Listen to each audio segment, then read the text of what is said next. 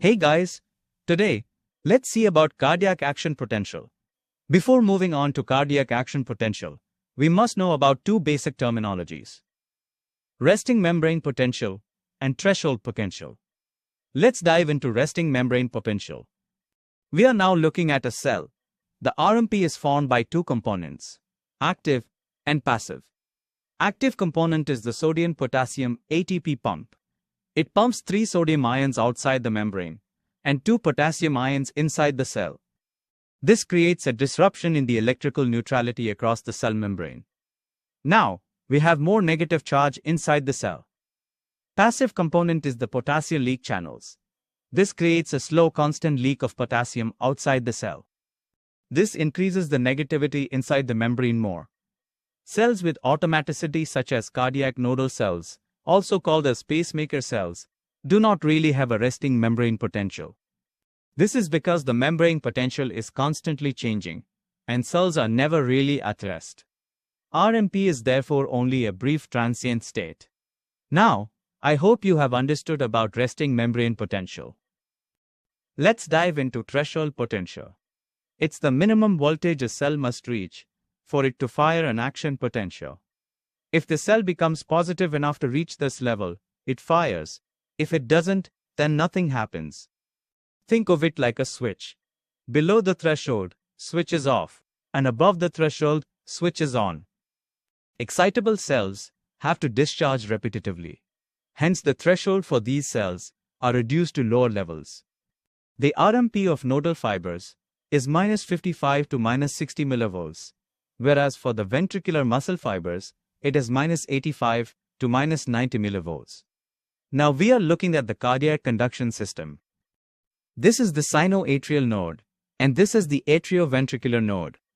Zooming inside the SA node, we have the nodal cells in violet and contractile cells in pink. These cells are connected by gap junctions, and they hence function as a syncytium. Again, we have the nodal cells in violet and the contractile cells in pink, all connected via gap junctions. Here are the sodium-potassium ATP pump and potassium leak channels creating a negative membrane potential of -60 millivolts. So here is the -60 millivolt. We are now looking at the funny current channel. This is primarily a sodium channel. This brings about a slow influx of sodium ions inside the cell, thereby making the cell a bit positive. Also, the potassium leak which we had earlier is now decreased. As less potassium is leaking out, this makes the cell more positive. This brings the membrane potential up to -50 millivolts. As it reaches -50 millivolts, transient calcium channels open, bring in more positivity inside the cell, thereby giving the final push towards reaching the threshold potential. This forms the phase 4 of pacemaker action potential. Once threshold is reached, L-type calcium channel opens, and calcium rushes in. This brings in enormous positive charges and causes the upstroke of action potential. By L-type, we mean that it is long opening. The calcium influx is therefore slower and smoother. This forms the phase 0 of pacemaker action potential. Now the cell is depolarized. Here is the depolarization to the left and repolarization to the right. L-type calcium channel closes and potassium channel opens. This causes potassium ions to flow out. Now positivity decreases on the inside gradually, bringing it back to -60 millivolt. This forms the phase 3 of pacemaker potential, also called as repolarization. As -60 millivolt is reached, funny channels reopen and a new phase 4 begins. Pacemaker cells are connected to contractile cells via gap junctions. Here, RMP is -90 millivolts, and threshold potential is -70 millivolts.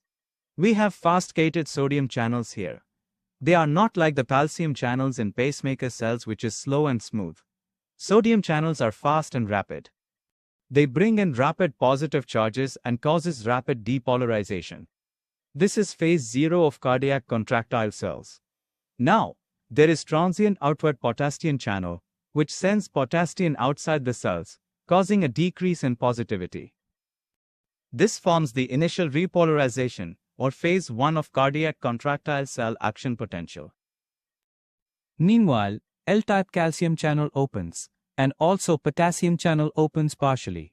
The calcium flows inwards, increasing positivity, and potassium flows outwards, decreasing positivity. These two ion flow, strikes a balance, and forms the phase 2, also called as the plateau phase. Now, L-type calcium channel closes, and potassium channel opens fully, causing major potassium efflux. The decrease in positive charges inside causes rapid depolarization, also called as phase 3. Now again, sodium-potassium ATP pump along with potassium leak channel maintains the RMP, known as the phase 4. How does a heart contract? During phase 2, there is steady influx of calcium intracellularly, which triggers the calcium release from sarcoplasmic reticulum. This calcium-induced calcium release causes a strong coordinated contraction. We must also know about the absolute refractory period. It extends from the start of phase 0 to the middle of phase 3. It is the period during which a cardiac cell cannot be excited by any stimulus, however strong. This prevents tetanus and allows proper filling during diastole. Let's have a quick recap. We have nodal and contractile action potential. Nodal is slow and contractile is fast.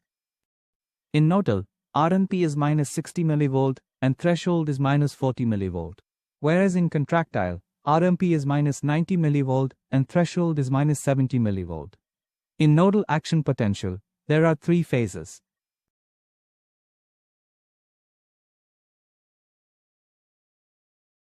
Phase 4 is by opening of funny channel, decreased potassium efflux, and the final push by opening of transient calcium channels. Phase 0 is due to opening of L-type calcium channel. Phase 3, repolarization, is due to closure of L-type calcium channel and opening of potassium channel. Now, the membrane potential is back to minus 60 mV. In contractile action potential, phase 0 is due to fast voltage-gated sodium channel, which is rapid and fast, causing rapid depolarization. Phase 1 is due to outward transient potassium channel. Phase 2 is the plateau phase. It's due to the balance between calcium influx and partial potassium efflux. Phase 3 is due to closure of calcium channel and complete opening of potassium channel. This is called as rapid repolarization. Phase 4 is the restoration of RMP. Thanks for watching, guys. Do like, comment and subscribe for more videos.